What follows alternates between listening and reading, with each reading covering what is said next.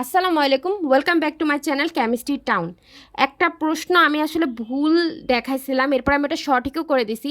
তারপরেও তোমাদের ওই টপিকে একটু কোশ্চেন রয়ে গেছে, ওই টপিকটা ঠিক করে বুঝতে পারো না। এখন আমি ঠিক করছি ওটা একদম প্রপারলি আমি ক্লিয়ারলি বুঝাই দিব। ইথেন, ইথিলিন, ইথাইনের ক্ষেত্রে কার্বন কার্বন বন্ধন দৈর্ঘ্য কম বেশি নিয়ে প্রশ্ন কয়েকটা আসে, যে ইথেনের থেকে ইথিলিনের কার্বন দৈর্ঘ্য ছোট বড় বা ইথিলিনের থেকে ইথাইনের কার্বন দৈর্ঘ্য ছোট বড়, এটা নিয়ে একটা কনফিউশন, একটা কোশ্চেন থাকে। এই কোশ্চেনটাকে আমি আজকে ক্লিয়ার করে দিব যাতে তোমাদের এই জিনিসটা নিয়ে কোনো ভুল ধারণা না থাকে। কয়দিন পরে ফার্স্ট ইয়ারের পরীক্ষা, এখন যদি ভালো করে জিনিসটা বুঝে ফেলো তাহলে আর কোনো সমস্যা হবে না। এখন আসো, প্রথমে ইথিলিনের চেয়ে ইথাইনের বা অ্যাসিটিলিনের কার্বন কার্বন বন্ধন দৈর্ঘ্য কম ব্যাখ্যা করো, এই প্রশ্নটাতে আমরা যাই। প্রথমে দেখি আমাদের ইথিলিনটা দেখতে কেমন। ইথিলিন হচ্ছে দুইটা কার্বন থাকবে, দুইটা হাইড্রোজেন যুক্ত থাকবে, আর এদের মধ্যে ডাবল বন্ড থাকবে। আর আমাদের ইথাইন হচ্ছে দুইটা কার্বন, দুইটা হাইড্রোজেন, আর মাঝখানে কি ট্রিপল বন্ড থাকবে। ঠিক আছে, এখন দেখো ইথিলিন আর ইথাইনের মধ্যে কি আছে। এখানে কার্বন কার্বন দ্বিবন্ধন আছে, এখানে কার্বন কার্বন ত্রিবন্ধন আছে। ওকে, এগুলো সহজ হিসাব এখানে। তাই যেহেতু দ্বিবন্ধন আছে তাহলে এখানে কি sp2 সংকরায়ন, ঠিক আছে, সংকরীকরণ সংকরায়ন যাই হোক। আর এখানে যেহেতু ত্রিবন্ধন আছে তাহলে এখানে sp সংকরায়ন। এস এর প্রকৃতি sp2 সংকরায়নের ক্ষেত্রে হচ্ছে 33.33%, আর এস এর প্রকৃতি হচ্ছে sp-র সংকরায়নের মধ্যে 50%। পি এর প্রকৃতি যেহেতু 100%-এর মধ্যে 33%, 33.33% এস হলে 100 মাইনাস 33.33 হলে পি এর প্রকৃতি হচ্ছে 66.66%, আর এখানে পি এর প্রকৃতি হচ্ছে 50%। খেয়াল করো, এখানে এস এর যে প্রকৃতি সেই প্রকৃতি থেকে এখানে এস এর প্রকৃতিটা বেশি। ইথাইনের ক্ষেত্রে আমাদের এস এর প্রকৃতিটা বেশি। এস অরবিটালের প্রকৃতি কম, এখানে ইথিলিনের হচ্ছে এস অরবিটালের প্রকৃতি কম, আর এখানে হচ্ছে ইথাইনের এস অরবিটালের প্রকৃতি বেশি। যখন এস অরবিটালের প্রকৃতি বেশি হবে তখন ওভারল্যাপিংটা ভালো হবে। হ্যাঁ, ওভারল্যাপিংটা এস অরবিটাল প্রকৃতি যখন বেশি হবে, দেখো আমি তোমাদেরকে এস অরবিটালের ওভারল্যাপিংটা যদি দেখাই, এস অরবিটালটা আমাদের এরকম, ঠিক আছে, এখানে এস, ঠিক আছে। এখন দেখো এটা কত কাছাকাছি আছে না, এখানে ওভারল্যাপিং হইতেছে, এটা এস এটা হচ্ছে এস, তাই না?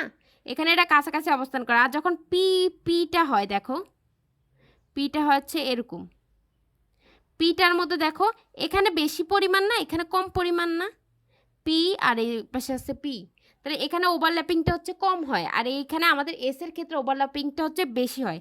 তাহলে এরা নিউক্লিয়াসের বেশি কাছে অবস্থান করে, আর পি এর বেলায় নিউক্লিয়াস থেকে এস এর তুলনায় একটু দূরে অবস্থান করে। মানে আমাদের মেন কথা হচ্ছে যদি এস এর পরিমাণটা বেশি থাকে তার মানে সেখানে নিউক্লিয়াসের কাছাকাছি অবস্থান করে, তাহলে দূরত্বটা কী হবে, কম হবে।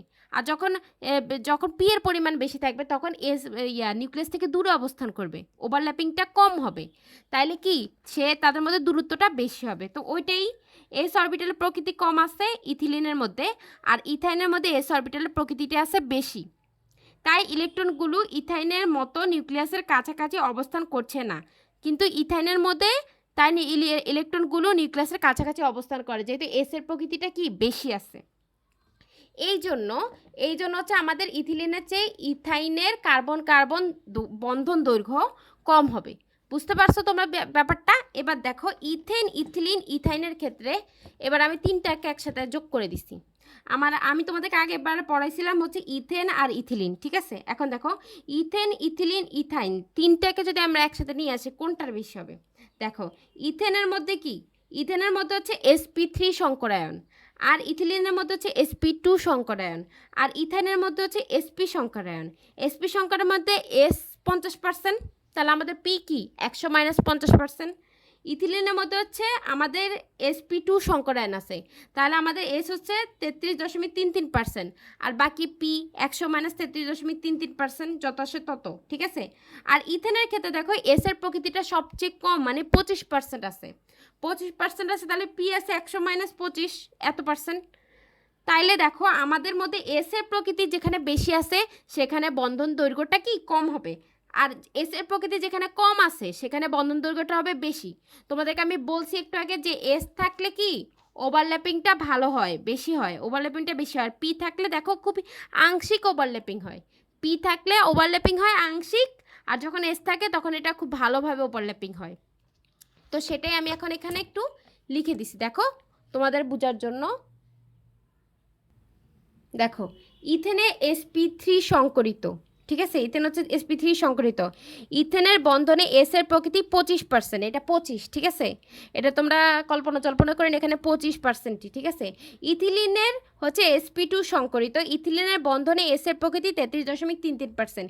ইথাইনের sp সংকরিত, ইথাইনের বন্ধনে এস এর প্রকৃতি 50%। যার এস এর প্রকৃতি বেশি তার ইলেকট্রনগুলো নিউক্লিয়াসের কাছাকাছি অবস্থান করবে, তাই তার কার্বন কার্বন বন্ধন দৈর্ঘ্য কম হবে।